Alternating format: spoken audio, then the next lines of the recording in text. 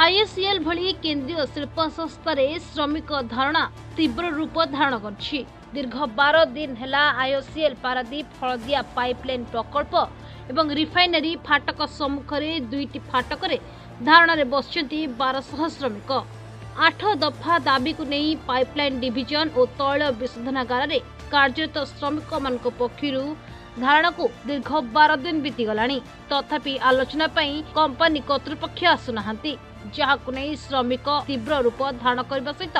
जदि कंपनी कर्तृपक्ष श्रमिक मान दाबी न मानती किंबा शुणवे विलंब करती तेबे श्रमिक मान वंचित श्रमिक संगठन तरफ पारादीप विभिन्न शिल्प संस्था कार्य करुवा श्रमिक माने आंदोलन में सामिल होई अनिर्दिष्ट काल आमरण अनशन बसवाक चेतावनी देते। श्रमिक माने दीर्घ 15 वर्ष धरी कार्य करुथिले मध्य तांकर दरवा वृद्धि करा जाउ नहीं एपरिकी कैंटीन रे मिलुतबा खाद्य श्रमिक मान को पात्र अंतर करा जिबा सहित 2016 मसीहार चुक्ति बातिल करा जायछि। 6टी श्रमिकों को पुनः नियुक्ति पुणा श्रमिकों को पदोन्नति प्रभृति 8 दफा दाबी को नहीं धारणा बसचंती श्रमिक एपरिकी जिला प्रशासन द्वारा श्रमिक और आईओसीएल कर्तृपक्ष को नहीं होइतिबा आलोचना रे बाहरथिबा निष्कर्ष को आईओसीएल कर्तृपक्ष आग्रह कर दैछंती।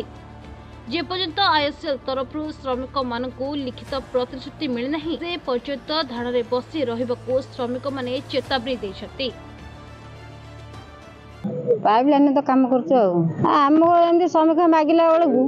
हक दाबी मागिला बेलू आम कह तुम कथा आम शुणुन शुणुना आम कथा आम बसिलु आसी 12-13 दिन है बसिलु आम कथा शुणिलानी आम मेघ काकर कुहरी काकर खाई पड़ी रही ना आम पाख कहीं आसुना आमर एम 8टा दाबी रही आम कथा शुणुना आम दीर्घ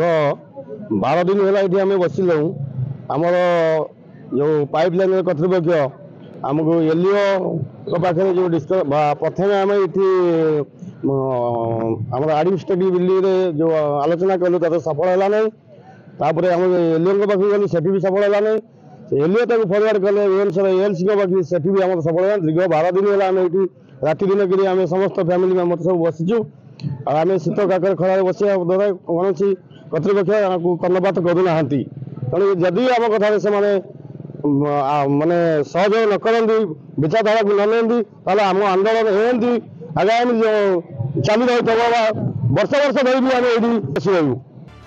शीत काकर को खातिर न करी दीर्घ 12 दिन धरी धारणा रे बसथिबा श्रमिक माने सेमानक दुख सुनिबाकू राज्य सरकार को गुहारी करछथि। निज पेट पाटणा और पिला छुआक पई देथिबा धारणा 12 दिन बीती मध्य कंपनी कर्तृपक्ष अवहेला को आउ बर्दाश्त कर नहीं बोली साधारणतः श्रमिक माने चेतावनी देछंती।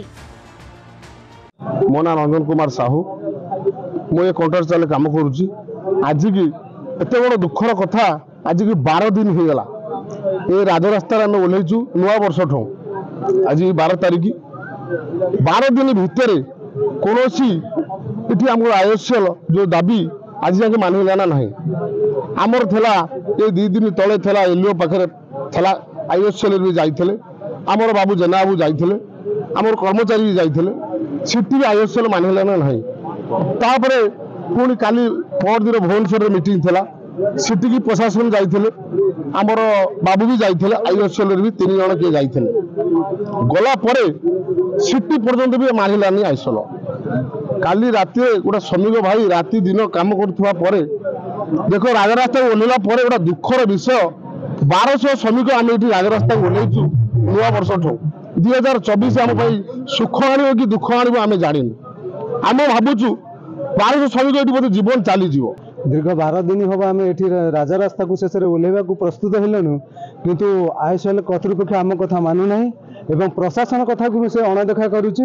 एवं आमर श्रमिक भाई मैंने जो भली अवस्था शीतकाकर पड़ी आपण मैंने भी देखुवे आमर जो सब दफा दाबी अच्छी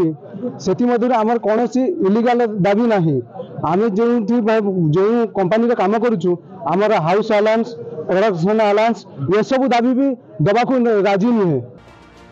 पारादीप प्रशांत राउत को रिपोर्ट प्रतिदिन टीवी।